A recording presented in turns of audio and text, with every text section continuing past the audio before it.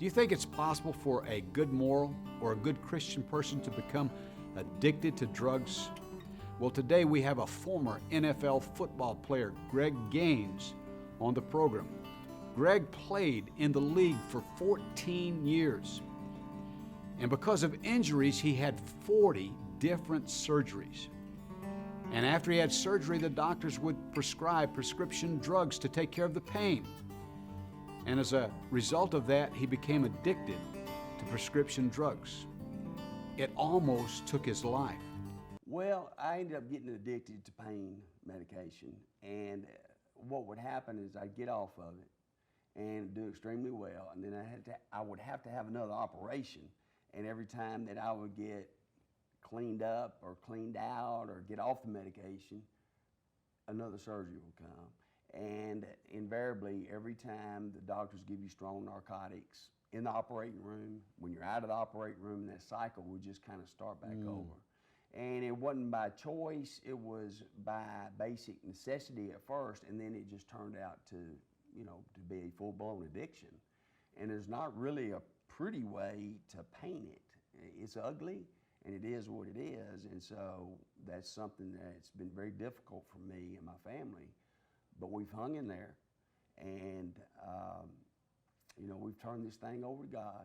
Yes. And God is in control, and that's kind of what I've been trying to do, is bring some awareness about addiction to especially people of faith. A lot of times they don't have much of an understanding of this thing, and judgment can be passed really quickly. Yes. A lot of times, and that's one thing that I feel like that the churches really need to be careful of, is snap quick judgments and categorizing people and putting them in a group. Yes. And there's been a lot of good people that have had some addiction problems, but they've worked out of it, and they've gone on and become very productive and good people. And Betty Ford Center, we're talking about the president's wife, we're talking about John McCain's wife, who ran for president, had an addiction to painkillers, and there's been a lot of people. John Kennedy, they say, was addicted to pain medicine. So we're talking about a lot of very influential people that have had some problems, and there just has not been enough awareness, I don't think, out there. And I'm talking to physicians, I'm talking to whoever may be involved. A lot of times you have unscrupulous physicians that they're not helping their patients if they continue to be a legal drug dealer. The bottom line is this: you have to surrender to yourself, and you got to turn everything over to God.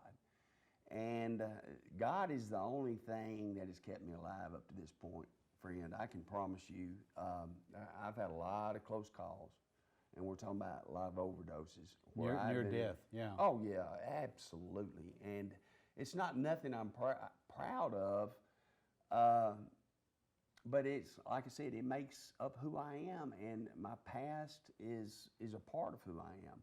Now, what the devil or Satan wants to do is he wants you to live in the sin instead of live in God. So he wants you to dwell on all these type things that you've done in the past and make you think there is no future, and that's just a lie.